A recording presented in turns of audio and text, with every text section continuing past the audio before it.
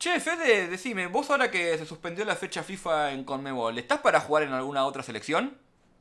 Y yo estoy para jugar y en Ecuador, ponele, y en Irak, ponele. No ¿Y sé. por descendencia? Eh, Quizás en Italia, pero tendría que ver. Si querés, en este capítulo nos ponemos a ver cómo funcionan las nacionalizaciones en el fútbol y vemos si alguna de estos casos que vamos a ver te sirven a vos para tu futura carrera como futbolista. La voy a romper. Bienvenidos a otro capítulo de Alter Fútbol.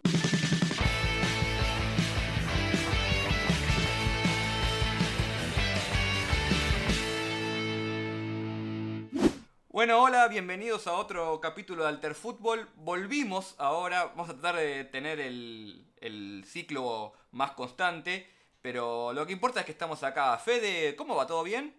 Todo bien, como dijiste vos, volvimos mejores, o no, pero no Bueno, eso importa. que lo decida el Vol- público. Volvimos. Que es lo importante. No, y ahora, a partir de ahora, sí, como dijiste, vamos a empezar a darle más regularidad y empezar a hablar de todos los temas que nos quedaron afuera el año pasado, que no fue tan difícil el año pasado. Sí, al final creo que exageramos todos un poco, ¿no? Sí. Pero bueno, para este capítulo, como vieron en el título, la idea también es un poco editorializar de nuestra parte, porque hoy vamos a hablar de una cuestión que siempre está como latente en el fútbol, pero nunca se trata mucho en profundidad, que es el tema de las nacionalizaciones. Es decir, cuando una selección nacionaliza ciertos jugadores y siempre está el debate de si está bien, si está mal, si los mecanismos que se usan son legítimos o no. Así que con Fede pensamos en hacer este capítulo, ya que se viene la fecha FIFA de marzo, salvo acá en Conmebol, pensar un poco en algunos ejemplos y también ver desde qué lado no todo es igual, porque hay casos y casos, pero tampoco somos tan distintos, ¿no, Fede? Exacto. A ver, una de las cosas que hablamos el año pasado, cuando hicimos tantos, en medio de la pandemia, incluso hablamos de diferentes selecciones que tratan de generar, como pueden, un equipo competitivo para jugar las diferentes clasificaciones a copas, en algunos casos europeas, la Eurocopa, ponele, después también para ser un poco más competitivos en las copas africanas. Y en las últimas semanas vimos como gran noticia, así que llamó la atención de todo el mundo, que Jamaica de repente empezó a dar un paso adelante con esta nueva estrategia de buscar jugadores con ascendencia de su país, o sea, jamaiquinos. Y sorprendió a mucha gente esta idea de Jamaica. Ahora, no es tan novedosa, me parece. ¿Vos qué opinas? No, exactamente como vos opinas. No solo no es tan novedosa, sino que Jamaica, de hecho, me pareció uno de los casos que más tardaba, porque de hecho tiene mucho futbolista jugando en Inglaterra más que nada, pero también en Alemania, o surgidos de ahí, con raíces jamaiquinas que podría llamar para su selección. Eh, Ahora después Fede va a entrar un poco más en lo que es el detalle de CONCACAF y CONMEBOL con respecto a las nacionalizaciones, pero yo antes quería tomarme 2 minutitos para hablar un poco del contexto general en el que se da esto. ¿Por qué? Porque desde el momento en que la FIFA expresa las reglas, después las va a ir cambiando con el tiempo y también vamos a hablar de esto, pero desde el momento en que empieza a expresar las reglas de cómo los jugadores se pueden nacionalizar o no para un país o no, esto más que nada a partir de la década del 90 que se empieza a tomar más fuerza, tenemos que obviamente las selecciones lo usan a su provecho, obviamente, como un recurso más dentro del juego para, como decía Fede, mejorar el equipo. Sobre todo, yo diría, hay dos formas de verlo. La primera es quizá la más conocida, es cuando las grandes potencias aprovechan los efectos sociopolíticos, socioeconómicos del mundo y nacionalizan a jugadores ya bien nacidos en otros países, pero que emigraron de jóvenes a ese país en particular. O también cuando directamente el joven nacido en, no sé, por ejemplo, en Alemania, en Francia, sobre todo Francia, ¿no? La última campeona del mundo, pero quizás Suiza fue otro gran ejemplo de una nación así multifacética. Sí, sí. Nace en Suiza y elige la nacionalidad suiza por sobre la de sus padres, por sobre la de su origen. Este es quizás el ejemplo más común que tenemos porque obviamente son las selecciones más más fuertes, las que llegan más lejos en las copas, las ligas que más se ven en el fútbol todos los días. Y siempre está implícito cierta cuestión de, por un lado, colonialismo, sobre todo con lo que son jugadores de origen africano. Esta cuestión sobre todo, no sé, Francia, pienso en Francia, con todo lo que es el del norte árabe o incluso del África subsahariana. Muchos jugadores que podrían haber jugado por otras selecciones. Quizás el caso más emblemático es Zidane, que él es nacido en Francia, pero sus padres son de origen argelino. Uno podría decir, bueno, pero él nació en Francia, se crió en Francia, vivió en Francia, está bien que juegue para Francia. Esto no es una cuestión de bien o mal, es simplemente una cuestión de dónde respetas tus raíces y dónde también respetas tu carrera futbolística. Porque hace 20 años jugar en Argelia no era lo mismo que hoy jugar en Argelia. Entonces, por un lado, tenemos estos ejemplos. Pero también está, por otro lado, los ejemplos que vamos a ver hoy, que son los que más nos interesan a nosotros. Que son cuando las selecciones quizás de menor jerarquía intentan reforzarse nacionalizando jugadores, ya sea por origen, como vamos a hablar ahora, sobre todo con CONCACAF y con Mebol, o con otros métodos no tan santos.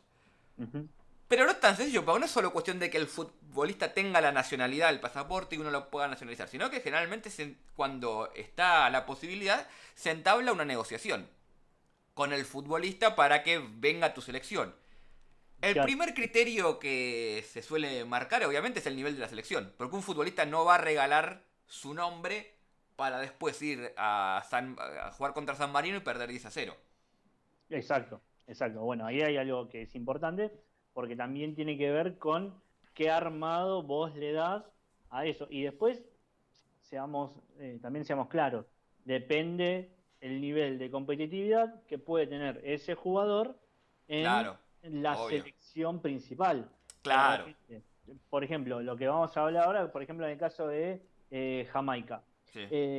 Jamaica, por lo que salió en estas últimas semanas, tiene el plan de nacionalizar jugadores con una ascendencia que hoy por hoy están jugando en Inglaterra, en Alemania, como vos decías. Por ejemplo, me anoté un par de nombres. Sí.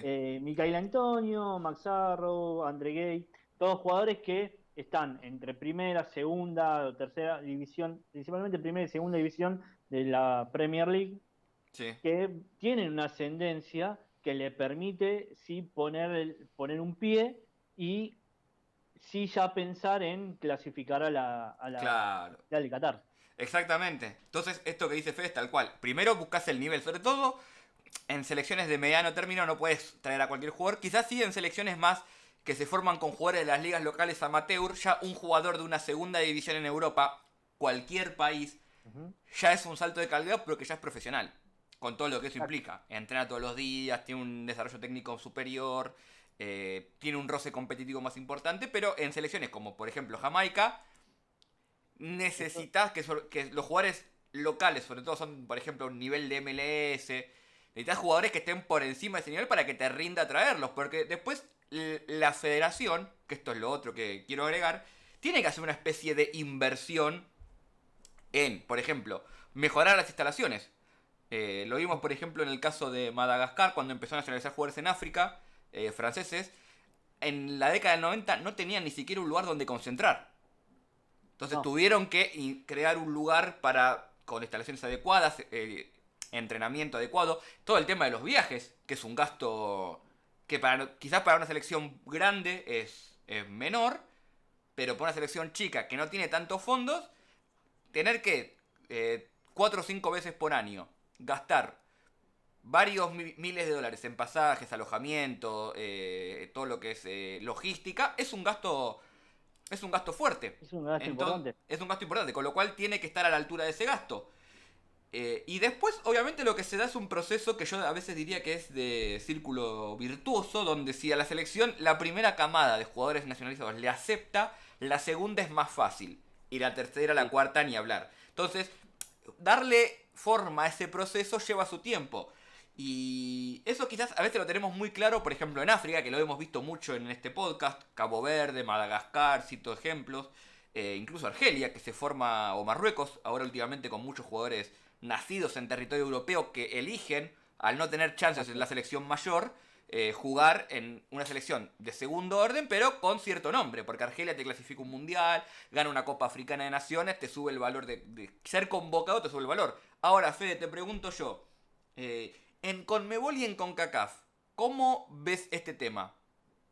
Sí, bueno, antes de pasar por esto, que vos lo decías, antes de meternos directamente en Conmebol principalmente, vamos a hablar del tema de CONCACAF. Sí, Primero, es una cosa que es llamativa, que cuando salió la noticia fue que una de las cosas que más me llamó la atención fue que pusieron todos en el grito en el cielo como diciendo esto está mal porque es una comercialización de bla. Ahora, ¿a quién, primero y principal, a quién no le conviene?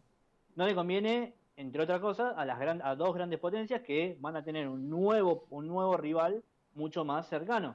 Uno es México, que, oh casualidad, es uno de los grandes importadores de jugadores, porque vamos a poner el nombre importador de jugador, que es eso. Y después Estados Unidos, que también en base al poder latino que ha habido, también ha nacionalizado muchos jugadores de la vieja usanza. Es decir, jugadores que vienen a jugar a mi país está mucho tiempo y a partir de ahí, bueno, digo, lo puedo nacionalizar y hacer jugar a mi club. Esta forma de pensar, en distinto, esta estrategia distinta que tiene ahora Jamaica, modifica un poco esas reglas, pero va a permitir una mayor competitividad. Que hablamos de Jamaica recién, hay dos casos que son claves, que son dos jugadores que juegan en la misma liga y los dos nacieron en Jamaica, pero uno no va a jugar para Jamaica y el otro que sí. Por ejemplo, Micael Antonio, que recién cuando lo nombré, es jugador de West Ham. sí, A partir de ahí, obviamente, no va a tener una oportunidad en la selección de Inglaterra, como si la tiene Stirling. claro. O sea, estamos hablando de Stirling, y Stirling sí nació en Kingston también, pero como su nivel lo elevó a Inglaterra, no va a jugar para Inglaterra. Para Jamaica. Perdón, para Jamaica, no Sí, va a jugar para Jamaica, va a jugar para Inglaterra sí. porque, como decías vos recién, le conviene, tiene un mayor poderío económico, le conviene incluso para negociar sueldos, para mostrarse, para sponsor, etcétera, etcétera, etcétera, etcétera, Lo de etcétera. Sterling sería un caso similar a lo de... No similar en el sentido de que es el mismo caso de un chico que nace y se migra y hace su vida en ese otro país. Messi. Literalmente, Sí, Messi eligió a Argentina porque es de por él. casualidad, No sé si de de casualidad, casualidad, pero o sea, hubo un deseo de él de ser argentino. exacto. Tranquilamente si elegía a España, tenía todo el derecho personal a hacerlo. Y mira, si tranquilamente si Messi hubiese nacido en, a ver, vamos a poner otro, no, vamos a poner otro país, en Paraguay hubiese sido más difícil, Claro, porque, porque mal o bien, Messi llegó a tres finales sí. con un equipo que él lo pudo acompañar, jugadores que lo pudieron acompañar, con una... Lo único malo que tiene Messi es la Federación del Fútbol Argentino, Claro. básicamente, que no lo acompaña. Sí, Pero después todo el resto sí le da un cierto acompañamiento. Y después estamos hablando de que son situaciones que ya se dan en CONCACAF, pero y decimos, bueno, Jamaica, mirá lo que tienen que hacer. Pero ya es una práctica habitual. Podemos hablar, en Conmebol podemos hablar de Perú, podemos hablar de Paraguay y podemos hablar, bueno, de Surinam, que tiene un trato especial, pero también podemos hablar de Argentina, porque más allá de Messi hay otros casos que lo vamos a tener que ver en el tiempo. Por ejemplo, vamos a hablar dos casos puntuales. Perú. Gareca eh, tomó un plan decisivo como para empezar a buscar jugadores que hayan pasado, jugadores con ascendencia peruana, aunque no hayan vivido ni un día en Perú. Por ejemplo, tenemos el caso de un lateral derecho, lo tengo anotado acá, que es Jean-Pierre Riner, sí, que fue convocado para las eliminatorias en el corto plazo, sí. uno de los partidos eliminatorios que se suspendió, y de Gianluca Lapadula. Gianluca Lapadula lo conocemos, tiene más renombre, Sí. jugador italiano que nació en Turín, madre peruana, no habla una palabra en español. Ahora sí, porque marketing tiene que poner hola Claro. Perú, soy peruano, pero no más que eso. O sea, Sí. a partir de ahí también se convirtió en el principal reemplazante de Pablo Guerrero. Entonces, vos me decís, bueno, es una alternativa para Perú, es un plan que desarrolló Gareca, que además de todo sigue buscando jugadores. Yo, si tienen un minuto, le reconozco, le recomiendo buscar de Chalaca en Twitter o mismo como página, que hacen un seguimiento de chalaca.com, que hacen un seguimiento de los jugadores peruanos con ascendencia, con ascendencia, pero que nunca pisaron Perú y Sí. demuestran, bueno, jugadores que pueden ser parte de eso.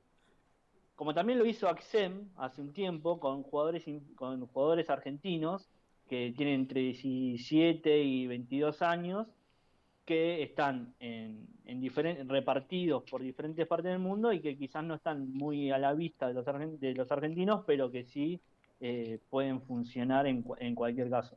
Sí, porque Está, acá voy a hacer un paréntesis de lo que estaba hablando Fede, porque hay siempre al final se mezcla, no se mezcla, la base es política, es social.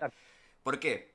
La gran diáspora de cuando un país sufre una migración masiva, eso con los años empieza después en el fútbol a verse en esto que dice Fede, en jugadores que nacieron quizás en España, en Argentina, los nacidos post 2001, por ejemplo. Ahora se va a ver, por ejemplo, mucho en Europa, en los próximos años, los refugiados de las guerras civiles de Libia, de Siria. Vamos a ver muchos casos de eso, de, por ejemplo, jugadores alemanes de origen sirio o libio que no tienen, no es que tenían un familiar alemán, no, simplemente fue gente que, como refugiado, llegó a ese país, los padres tuvieron un hijo en ese país y el hijo nació, se crió en ese país. Y los mejores probablemente van a jugar en Alemania. Los exacto. peores de esos van a jugar, si pueden y tienen la chance, en sus selecciones de origen. Ujú. Con Argentina pasa algo similar. Sobre todo estos países que tienen grandes flujos migratorios, no es tan loco o distinto pensar que alguien que nació en otro país tenga igual cierto lazo, más allá del sanguíneo, cierto lazo que le permita volver a esa nación primigenia de la que no hubiese salido si el contexto hubiese sido otro. Bueno, de hecho, a ver, vos nombraste recién a Argentina, Sí, vamos a tirar dos casos completamente diferentes, pero que tienen que ver. Por ejemplo, Higuaín, el Pipa, nació sí, en Brest. Bueno, después sí volvió a Argentina, tuvo un desarrollo en Argentina y después emigró. Nació en Brest, tuvo que hacerse nacionalidad y aceptó jugar por Argentina, quiso jugar por Argentina. sí, Ahora, todo eso llevó un tiempo por lo menos tenía un pie en el país. Pero después sí, tenemos un caso propio de Argentina, que es Luca Romero.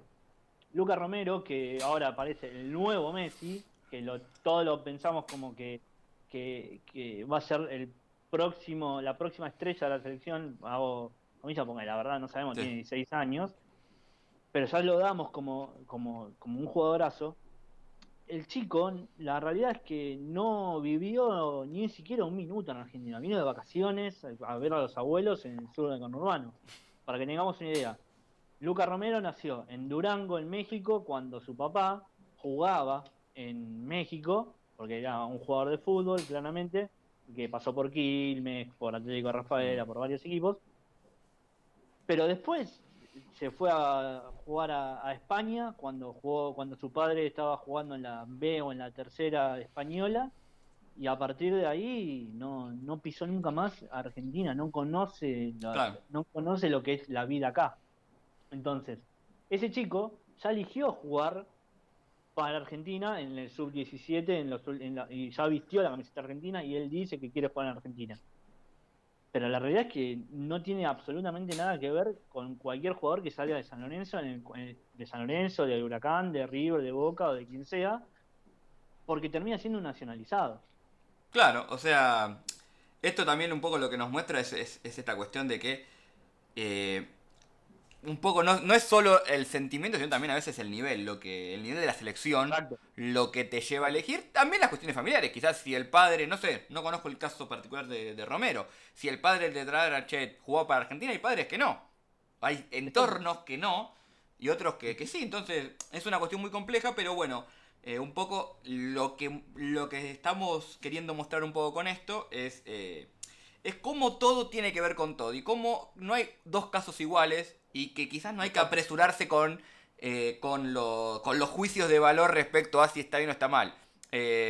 Vos, Fede, habías hablado un poco también de Surinam, ¿no? Que quizás es la otra gran noticia de Sí, CONCACAF. sí, a ver, de Surinam pasa algo particular.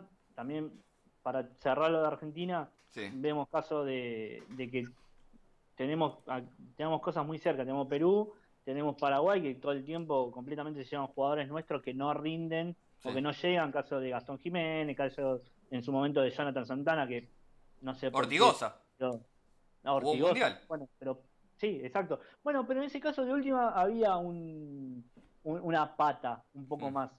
Pero en el caso de otros jugadores que la verdad que no van a llegar nunca, y ahora la pregunta es, ¿qué te lleva a convocar a la selección a Jonathan Santana? Tu culpa. O sea, se te cargo.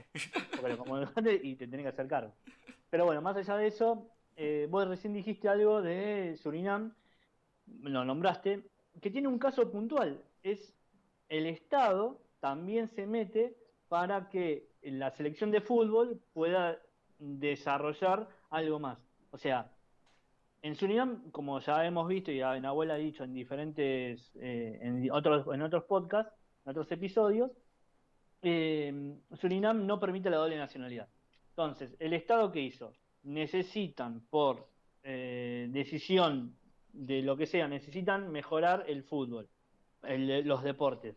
Dijo, no, no vamos a permitir la doble nacionalidad, lo que sí vamos a permitir es que los jugadores o los futbolistas o los deportistas sí puedan tener una doble nacionalidad deportiva con ciertos derechos y con ciertas obligaciones distintas a la de un ciudadano, como para poder terminar y mejorar el club, el equipo de fútbol, y que nosotros nos sirva como algo más. Y de esa forma llamar a holandeses, no sé, estoy pensando holandeses, algún alemán, Sí. algún europeo que tenga descendencia de Surinam. A partir de ahí sí le dieron esta doble nacionalidad que permite desarrollar la selección.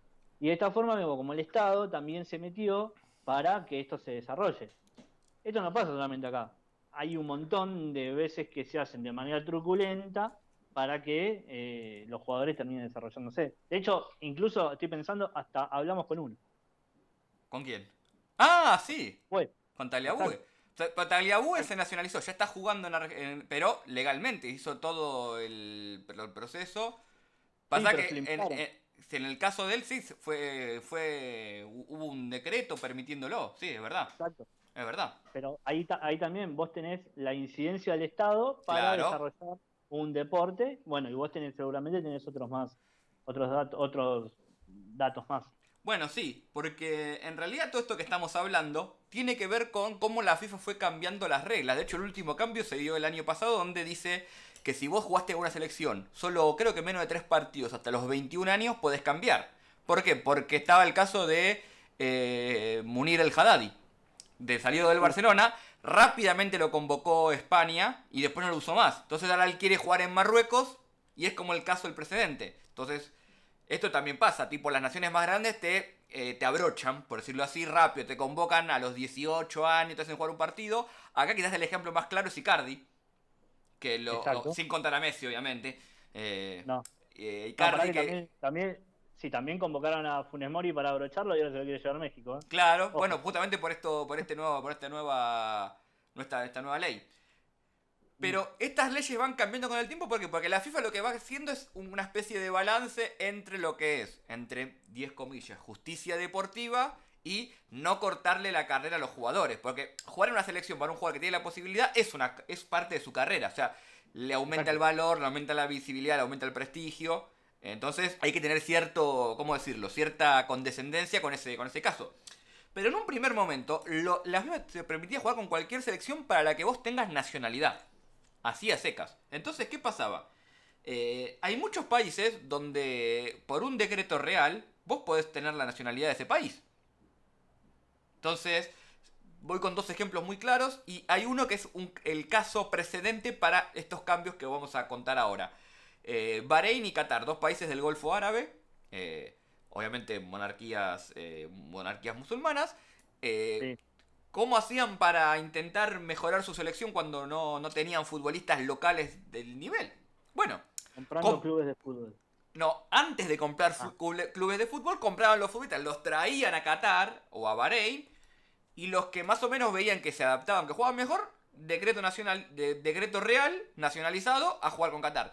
De hecho, si mal no tengo entendido, voy a salirme un poco de mi esfera y quizás Fede, que es más deportólogo en general, me pone una mano. En el handball todavía siguen haciendo esto. exacto, no, bueno, en el O lo handball, hacían. no, en el handball directamente, la última vez no, pero en el mundial anterior Sí. ya desarrollaron un plan de directamente alquilar jugadores. Claro. O sea, vamos a ponerlo así, Alquilar. eran españoles, Sí. holandeses, no, españoles, noruegos, suecos, generalmente vos veías un rubio de 3 metros de ojos claros que era catarí. Claro. ¿Pero vos sos catarí? Sí, Sí, claro, tengo, vaya, tengo el un papel. papel. Exactamente.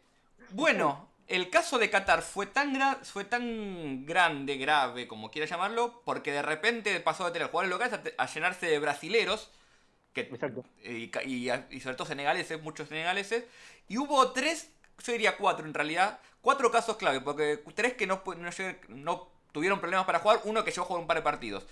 Ailton, Dede, Leandro, eran tres futbolistas brasileños que jugaron en Qatar, se nacionalizaron de esta manera y fueron como los casos paradigma con los que FIFA cambió la regla. Pero después está otro que incluso ganó una Copa Libertadores, Emerson Sheik, que Exacto. bueno, un Sí. personaje que también tuvo sus andadas por otros carriles, no vamos a hablar de eso. O también está el caso del uruguayo Sebastián Soria, que todavía hoy sigue jugando en Qatar, que él sí se nacionalizó por estar el tiempo. Estuvo un par de años inhabilitado de jugar, pero luego estuvo los años que manda ahora la FIFA para jugar y pudo seguir jugando en la selección. Hoy tiene 37 años y sigue jugando en Qatar. Pero claro, la FIFA usó este caso como para decir, che, ¿qué está pasando acá? ¿Cómo puede ser que de repente vos tengas 10 brasileños nacionalizados? Solo porque le estás pagando el sueldo y el emir, el presidente, digamos, el jefe de Estado, el emir, te lo nacionaliza. No. Entonces, ahí a partir de ahí la FIFA cambia la regla de los 5 años continuos que tenés que vivir para poder tener chance de jugar. O el parentesco, creo que hasta abuelo o padre, no sé cómo es esto. No, No me acuerdo, no creo me que era acuerdo, padre. pero creo que era padre. Lo cual para mí genera una cuestión, no sé si interesante, pero sí debatible, de que la FIFA tiene sus propias reglas de naturalización que exceden a las de los países, lo de la ONU, o sea, es como un Exacto. estado dentro de los estados, digamos, no. Para la FIFA Es que, contás como jugador naturalizado si cumplís estas condiciones. Nos importa un bledo en los papeles de Qatar, bueno, Timor-Leste, que ahora vamos a hablar, de Argentina, no. Estas condiciones que nosotros establecemos como tal. exacto, exacto. De hecho, insisto, vuelvo al caso de Surinam. Sí, Algunos derechos y obligaciones particulares sí. para algunos deportistas, mientras que otros van a tener otros derechos y obligaciones claramente distintos. Sí, sí. De hecho, bueno, para terminar con Qatar, cuando cambió esta regla, la FIFA, pasó algo divertido para llamarlo de alguna manera, que es que Qatar no lo castigaron lo suficiente por haber nacionalizado ilegalmente jugadores. ¿Le dieron el Obviamente, mundial? ¿qué? Eso vino, ¿Le eso dieron el vino, mundial? eso vino después, pero en su momento tampoco le hicieron como, che, bueno, te equivocaste, no estuvo una palmadita a la espalda, no lo hagas más. Y agua bajo el puente. Entonces, ¿qué empezó a hacer Qatar? Lo que está haciendo ahora, con el proyecto Aspire sobre todo. Trae jugadores, pero ya a los 10, 12 años, sobre todo de África, Ujú. a Qatar, los hace vivir en Qatar el tiempo requerido, y ya cuando llegan a los 18, 20, 21 años ya se pueden nacionalizar con las de la ley de la FIFA. Aún así, esto no está exento de casos medio divertidos, como por ejemplo el de Almoez Ali, el goleador, una de las grandes figuras de Qatar, que en el medio de la Copa Asiática de Naciones que ganó Qatar el 2019, que ganó en Emiratos Árabes, sucedió que Emiratos Árabes, estaba todo el conflicto en ese momento entre Arabia y Emiratos Árabes contra Qatar, dice que el jugador no podía jugar porque no cumplía con la cantidad de años estipulados para nacionalizarse y que su madre era nacida en Sudán, que es de donde es el jugador original. Nació en Sudán, Al-Muesali, a los 12 años se fue a vivir a Qatar, un por ahí, no le daban los años de los 18 a los 22 para jugar por unos meses, entonces dijeron, está invalidado. ¿Qué pasó? En el medio de la copa apareció un certificado de nacimiento de la madre que había nacido en Doha, en la capital de Qatar. En un momento en el que en Doha vivían básicamente 10 beduinos y 5 camellos. Raro. Claro. O sea, Cuando era. Sí, sí. En Doha, cuando no había no había. nada. No había Vivía absolutamente. Alibaba. Claro, y claro, lo raro y lo más raro aún es que la madre, viviendo en Qatar, se fue a Sudán para volver a irse a vivir a Qatar. Pero bueno, son cosas que No, echa la ley, echa la trampa. Sí, Y sí, sí. No, apareció de repente un certificado claro, trucho. ¿Sí? trucho Un no, 08 legal, por. con todos los papeles de la ley. No, Sí, sí, sí. original. Pero bueno. Tenía. Sí, sí. Y con eso Almohades Salit pudo seguir jugando, bueno, y después hacer lo que hizo en esa copa. Tenía un departamento en un médano, Claro, como cierto vicepresidente. como tú te Después, dice el presidente, que no sí, vamos a hablar más. no vamos a nombrar para no entrar en problemas. Pero el otro caso, todavía más raro y quizás más bizarro, es el de Timor-Leste. Timor-Leste es una especie de semi-estado que está en la zona de Indonesia, ahí en la zona de las Borneo, esas islas. Que de la noche a la mañana, cuando se afilió a la FIFA, unos años después, en una convocatoria, misteriosamente aparecieron 15 brasileros convocados. Brasileros que nunca habían jugado en el país, que nunca habían pisado el país, que nunca habían, creo que ni conocían dónde quedaba. Si le ponías un mapa, no sabían dónde estaba. Claro, fue un caso muy conocido en la ciudad, porque no es que acá directamente los nacionalizaron el presidente, hubo un decreto real, no. Directamente fueron con pasaportes ilegítimos, truchos, por decirlo de alguna manera, ¿no? Sí, sí. De hecho, a partir de ese problema, estuvieron un par de fechas FIFA suspendidos, le dieron un par de partidos por perdido, porque una federación fue, creo que la de Palestina, la que puso la primera denuncia. Che, ¿cómo puede ser que de repente tenga 7 brasileños jugando, no? Hubo una causa penal en Timor-Leste, de hecho, por este tema, porque se supone obviamente que había cierta legalidad en el acto de nacionalizar una persona. No es que. Pero después lo que se terminó comprobando era que hubo un montón de irregularidades con anuencia estatal, pero irregularidades al fin, que es distinto a lo de Qatar, porque en Qatar te firmaban un decreto real que era válido legalmente. O sea, más allá del fútbol, esa persona era ciudadana de Qatar. Acá no, acá hubo un montón de irregularidades y terminaron desistiendo de este programa, por decirlo de alguna manera. Igual ahí estoy pensando algo que vos dijiste recién, Sí. que es cómo la FIFA se maneja incluso hasta con sus propias reglas.